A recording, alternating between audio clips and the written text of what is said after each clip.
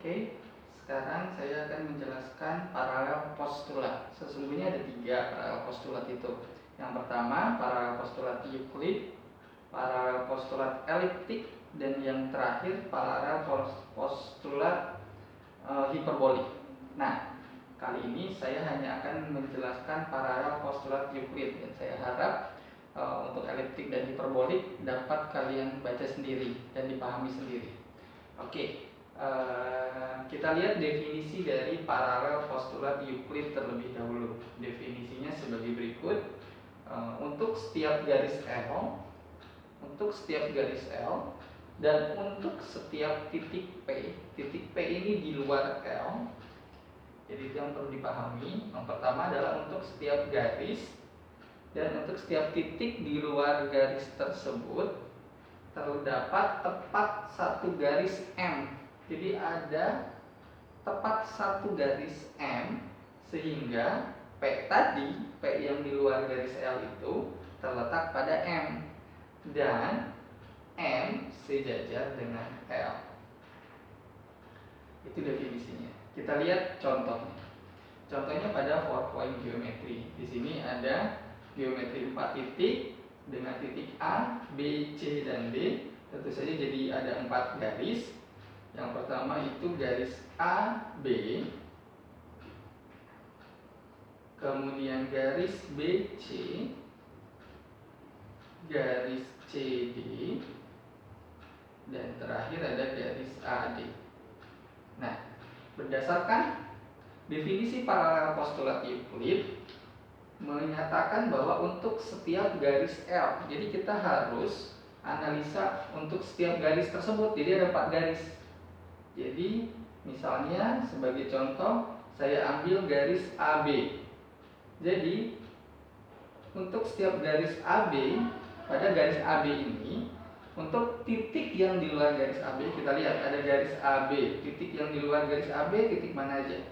Titik C dan titik D. Ada 2 berarti titik yang di luar garis AB. Titik C dan titik D. Kita lihat, kita perhatikan titik C terlebih dahulu. Titik C tidak terletak pada AB, tentu saja. Kemudian terdapat garis M. Apakah terdapat garis M? Di sini terdapat garis CD. Jadi di luar garis AB terdapat garis CD. Terdapat garis CD.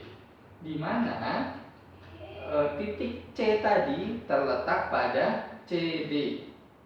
Ya, jadi ada titik di luar garis AB dan terdapat garis CD, di mana C-nya terletak pada garis CD dan AB sejajar dengan CD. Kesejajaran ini bisa dilihat dari definisi sebelumnya. Jadi, berdasarkan hal tersebut, garis AB dan garis CD memenuhi definisi paralel postulat Euclid.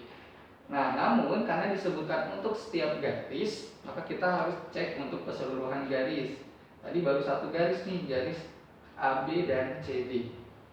Sekarang kita cek garis BC berarti, garis BC. Nah, ada titik A dan titik D, di mana titik AD ini di luar garis BC. Nah, pada titik A terdapat garis AB yang tadi disebutkan garis M. Ya. Garis M tadi terdapat garis AD, di mana AD dan BC-nya sejajar. Ingat, karena juga disebutkan untuk setiap titik, berarti selain titik A, kita juga harus cek untuk titik yang D. Kita cek titik yang D, juga terdapat garis AD, di mana AD-nya sejajar dengan BC. Jadi ini juga memenuhi paralel postulat Euclid. Kita masih ada sisa 2 garis lagi yang harus dicek agar dia memenuhi paralel postulat Euclid. Oke, kita cek sekarang untuk garis CD. Saya ulang. Sekarang kita lihat garis CD. Terdapat 2 titik di luar CD, ada A dan ada B. Nah, di titik A terdapat garis AB. Ya, di mana AB ini melalui A. Dan garis AB-nya sejajar dengan CD. Oke, itu untuk titik A. Sekarang untuk titik B, terdapat garis AB juga, di mana AB ini sejajar dengan CD. Sehingga Memenuhi juga paralel postulat Euclid. Dengan cara yang serupa juga berlaku untuk garis AD. Sehingga karena dia berlaku untuk setiap garis dan untuk setiap titik di luar garis tersebut, sehingga 4 point geometry merupakan model dari paralel postulat Euclid.